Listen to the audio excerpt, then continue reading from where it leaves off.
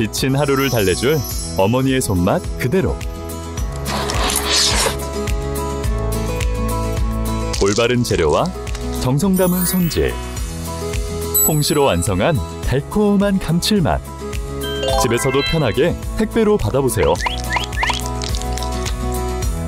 매콤하게 땡기는 감칠맛. 장간의 양념게장. 검색창에 장간의 양념게장을 검색해보세요. 금리 동결했습니다. 하단에서 대다수가 금리 인하할 것이라고 예상을 했고, 실제 저도 인하를 할 것이란 뉘앙스로 말씀을 많이 드렸죠. 금통위 위원들이나 이창용 총재 하는 짓을 보니까 또 금리 인하 하려고 하고 있다. 환율도 올해 들어가지고 또 열심히 환율 낮추려고 하는 움직임들이 보이고 있죠. 금리 인하를 위한 밑밥이 아니겠냐. 저도 이렇게 이야기를 했지만 의외로 동결을 했습니다. 그것도 한두 명이 이야기한 게 아니라 대다수의 의견이겠죠. 이창용 한 총재를 뿐 금통위원 6명 가운데 5명이 동결을 선택을 했다. 동결 이유는 환율도 환율이지만 환율에 따른 물가 때문이죠. 그래서 높아진 환율에 유가까지 올라가면 물가에 미치는 영향이 크다. 저번에도 말씀드렸죠.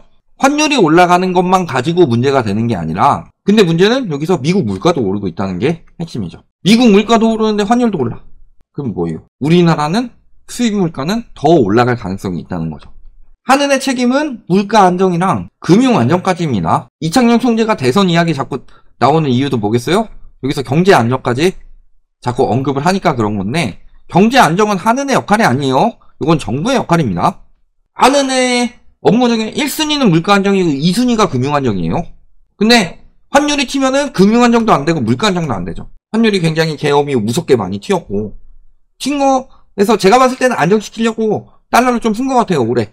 근데 자, 50원대까지 내려왔다고 하더라도요. 자, 여기 계엄 터졌을 때가 10원대였습니다. 그죠? 지금 50원대라는 건요, 그때보다 어마어마하게 올랐다는 거죠.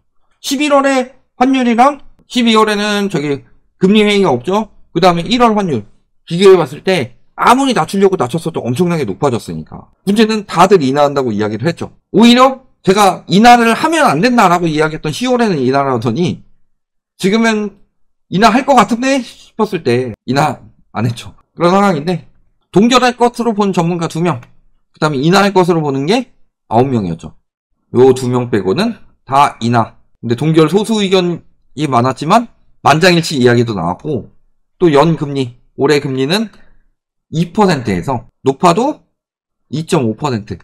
그러니까 최소 2에서 4회 정도는 금리 인하를 할 것이다. 다들 이렇게 이야기를 했죠. 그 이유는 경제가 너무 개판이기 때문에.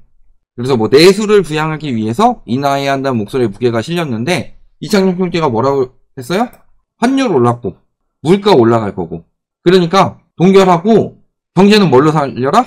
추경으로 살려라. 모든 국민이 아니라 어려운 자영업자 등 선별적 지원을 통해서 10조에서 14조 정도 이야기를 했죠. 그런 식으로 이야기를 해가지고 어쨌든 한은의 역할을 더 중점적으로 해야 되겠다. 얼마 전까지는 그래도 물가가 안정된 느낌이었으니까 금리 인하를 해줬더라도 정부 의견에 맞춰서. 근데 물가가 튈 것 같으니까, 물가 튀면은 욕은 한은이 다 먹습니다. 경제 살린다고 해가지고 정부 요거 안 먹게 해주고 요걸 독박 쓸 수는 없다. 이런 상황이 된 거죠. 그러니까 언론에서는 또 이런 기사들이 막 엄청 뜨기 시작합니다. 기준금리 인하 안 해도 시중금리는 내려간다. 그리고 코픽스 금리도 얼마 전에 내려갔다. 그러니까 금리 인하를 굳이 한은에서 하지 않아도 금리 내려갈 것이고, 가상금리도 낮춰주고 있고 은행에서. 그러니까 영끌족들 한숨 돌렸다. 그 다음에 부동산 시장에 묘한 기류가 분다. 뭐 이런 이야기들 많이 나왔었죠. 근데 그것도 아니다. 자, 올해 상환능력 재산별 대출 차등화 들어가고 있고, 여기에 내용을 보면은 DSR 규제를 자체적으로 상환능력 재산 상태에 따라서 세부적으로 더 차등화해서, 그러니까 얼마 전에 뭐 전세라든가 그 다음에 집단대출 이런 것들에 대해서 DSR 자체 심사해라. 그 다음에 PF 같은 경우도 20% 비율 충족. 그러니까 앞으로 땅이 엄청 안 팔릴 겁니다. 그런 거고, 가계대출 빚정 풀더라도 DSR 강화해가지고 한도가 줄어들고 있다고 하죠. 그러니까 지금 아까도 말씀하셨지만 가상금리 내린다고 해서 뭐 부동산 시장이 살아날 것이다? 금리보다 더 중요한 게 한도다. 제가 그것에 대해서는 정확하게 말씀을 드릴 수 있는 게, 2022년 10월부터 금리 내리기 시작했습니다. 기준금리는. 기준금리는 그 이후 두 차례 더 올랐죠. 23년 상반기까지. 근데 시중금리는 22년 10월 고점으로 11월부터 떨어지기 시작했어요. 그렇다는 것은 금리가 떨어졌으니까 집값에 바로 반응이 왔었어야죠. 안 왔죠. 언제부터 반응 왔어요? 23년 2월에 특례 보금자리론을 풀기 시작하면서 반응이 왔죠. 특례 보금자리론이 금리 때문이냐? 특례 보금자리론 금리가 시중금리보다 그렇게까지 매우 낮진 않았어요. 근데 특례 보금자리론 금리보다 더 핵심인 게 뭐예요? 특례 보금자리론은 DSR을 적용하지 않는다. 그러니까 9월까지 확 늘어났죠. 9월에 특례 보금자리론 일반형 폐지, 일반형 중단했죠. 그러니까 유동성 안 들어가지고 집값 떨어지기 시작했죠. 작년에 어떻게 집값 부양했어요? 신생아 특례로 심리를 부양시켰지만 실질적으로 집값을 부양시킨 유동성은 디딤돌 대출에서 나왔죠. 버팀목이랑. 그러면은 거기서 집값을 부양시키는 문제, 전세가를 부양시키는 문제가 생겼으면은 이 부분에 대해서 다시 어느 정도 축소하겠다. 이런 국토부 장관의 발언이 나와야 되는데 과소비한 개인 탓으로 돌렸잖아요. 신생아 특례 뭐 금리 낮으니까 과소비해가지고 전세가 올린 거라서 그건 개인 탓이다. 그러니까 그런 식으로 부양을 했던 거예요. DSR을 적용하지 않는 신규 수요를 만들어가지고. 그래서 중요한 건 금리보다 한도다. 그러니까 문제는 가계대출 빚장 푸는 게 예를 들어서 가상금리 낮추고 우대금리 높이죠. 이게 실질적으로 대출금리 인하 효과를 줍니다. 그렇지만 한도가 줄어든다. 대출이 나와야 뭘 사지. 이런 상황인 거고, 정책대출도 올해 55조 푼다고 했는데 이거 안 나올 것 같죠?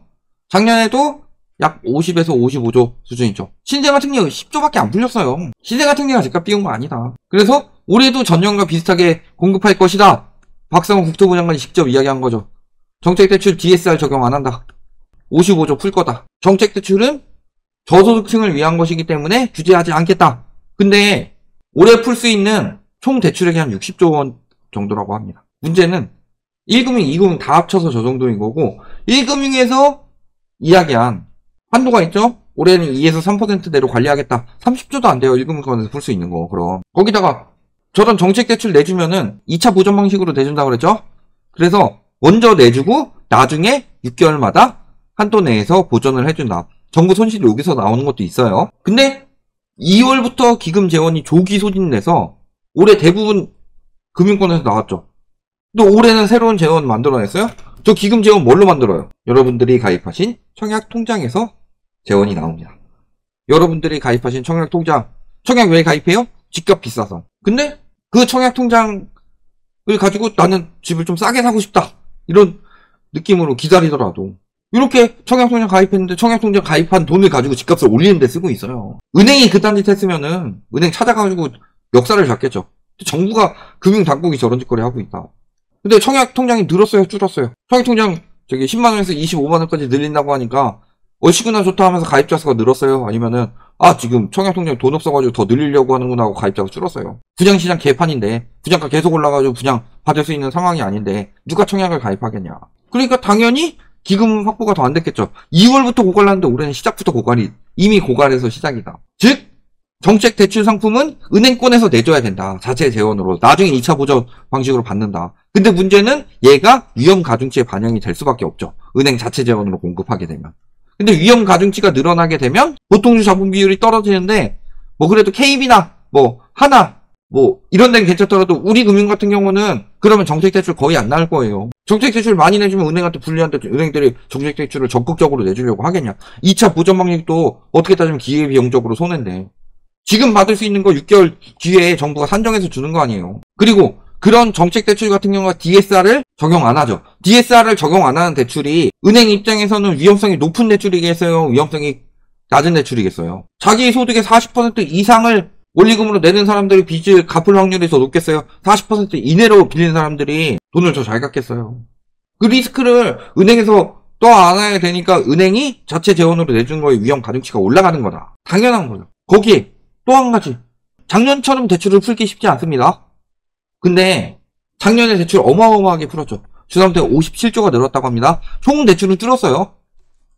지금 경제가 안 좋아서 금리 인하를 하라고 그러죠. 경제가 안 좋아서 금리 인하를 하게 되면은 금리 인하를 했을 때 그 금액이 경제로 들어가야 되죠. 근데 주담대가 57조 늘었는데 가계대출이 41조 6천억 증가했어요. 즉 가계부채는 16조 줄었죠. 부동산만 살린 거예요. 부동산을 눌러가지고 부동산 부채를 줄이고 자영업자 대출 이런 걸 내줘야 되는데 자영업자들은 오히려 죽어가면서도 폐업하고 돈 갚고 이러고 있었던 거다. 그러니까 경제가 이 모양 이 꼴이 된 거지. 근데 그 주담대로 집중적으로 늘렸던 주담대 한정적으로 봤을 때는 역대급으로 늘었죠. 2020년, 2021년 다음 수준이죠. 그렇게 늘렸는데 집값 부양 얼마나 됐어요? 예전 같지 않을 수밖에 없어요. 왜? 부동산 시장에 들어간 가계부채가 높고 가계부채가 많이 늘어나서 이자 비용으로 나가는 돈들이 많기 때문에. 근데 문제는 여기서 이자 비용이 어마어마하게 늘어날 일이 또 생겼습니다. 뭘까요? 제가 전부터 경고했던 거죠. 5년 전에 2% 고정금리를 연끌했던 사람들. 우리나라는 평생 고정금리가 거의 없습니다. 대부분의 고정금리 대출은 5년 후 변동이에요. 5년 후 변동되는데 4%대가 나오더라.